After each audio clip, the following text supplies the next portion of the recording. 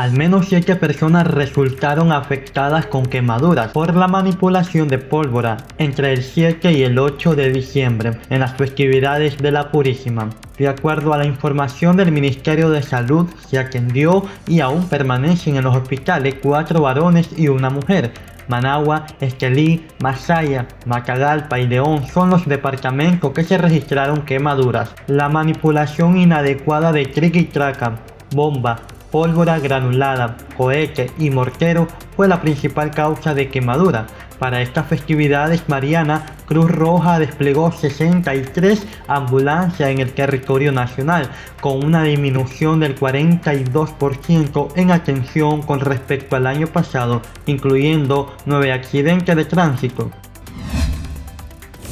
Antes que empiece a ejecutarse, ya sufrió su primera reforma al presupuesto general de la República 2023 debido a un ajuste por los resultados de la recaudación fiscal del 2022 que superan en un 4% las cifras del año pasado. La Asamblea Nacional aprobó la reforma para fortalecer los recursos asignados al gasto social y al financiamiento a los proyectos de inversión pública de cara a la erradicación de la pobreza extrema y a la reducción de la pobreza general. De acuerdo a los datos oficiales, Nicaragua podría cerrar con un crecimiento positivo de entre el 3,5 al 4,5% este año, principalmente por el comportamiento positivo de la demanda de exportación, con precios favorables según un informe del Banco Central. De acuerdo al informe, en los primeros 9 meses del año la actividad económica fue liderada por los sectores de hoteles y restaurantes, transporte y comunicaciones, comercio e intermediación financiera. Las remesas continúan siendo un factor importante en la dinamización del consumo interno, indica el informe enviado a la Asamblea Nacional.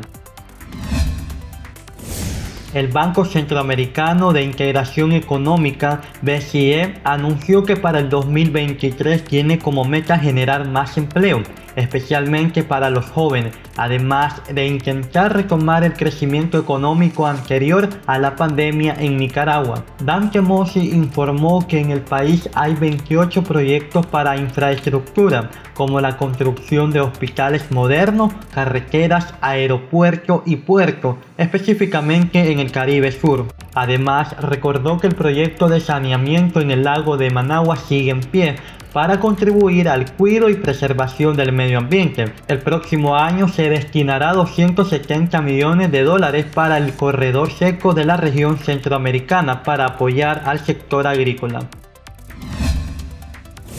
En una sucesión de acontecimientos, Perú designó a la vicepresidenta Dina Boluarte como su primer mujer presidente en la historia del país, el sexto mandatario en los últimos 6 años. El 7, ante una inminente votación en un juicio en el Congreso, el presidente Pedro Castillo lo disolvió, pero este a su vez lo destituyó con el apoyo de las Fuerzas Armadas del país, juramentando a Boluarte. Casi inmediatamente después Castillo fue detenido y desde el jueves es vecino de celda del condenado expresidente Alberto Fujimori. Ante los hechos se produjeron manifestaciones en pro y contra de la destitución y apresamiento del presidente Castillo, 1 año y 4 meses después del inicio de su mandato.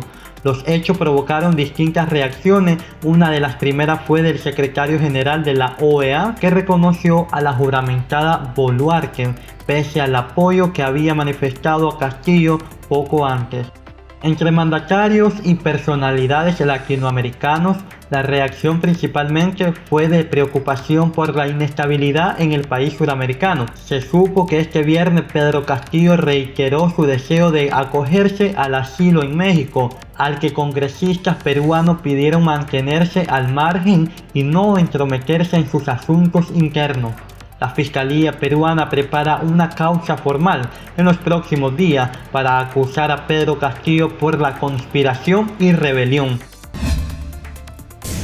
El presidente de Rusia condenó el enfoque selectivo de la comunidad internacional hacia el conflicto en Ucrania. pues aseguró que la comunidad internacional no pone atención a los ataques ucranianos contra la infraestructura civil rusa y solo se manifiesta con los ataques de Moscú a la infraestructura energética de Ucrania. Además, Putin señaló que no suministrar agua a una ciudad con 1 millón de habitantes es un acto de genocidio. Los ataques a la infraestructura energética ucraniana continúan desde el 10 de octubre, después del ataque ucraniano que destruyó 2 tramos del puente de Crimea 2 días antes.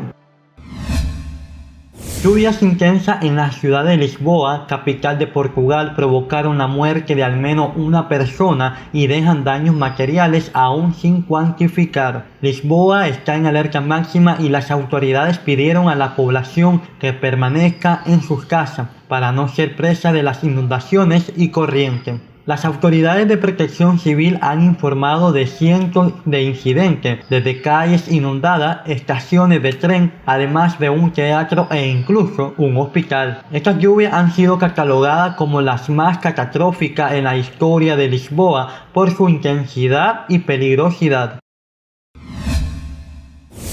Argentina logró su pase a las semifinales del Mundial de Fútbol en Qatar, mientras Brasil, el sueño verde amarelo, se quedó en el camino.